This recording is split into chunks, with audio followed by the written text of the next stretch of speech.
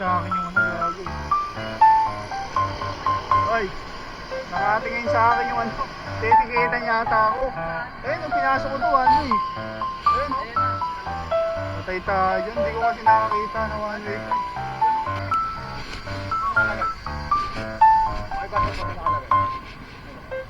Sige, wala sir. Patikitan mo ako. Wala kang problema sa akin. May pagkakamali tayo, di ba? Okay lang naman sa akin. Okay, let's go. Sa lahat ng mga rider na ano, patuloy na lumalaban.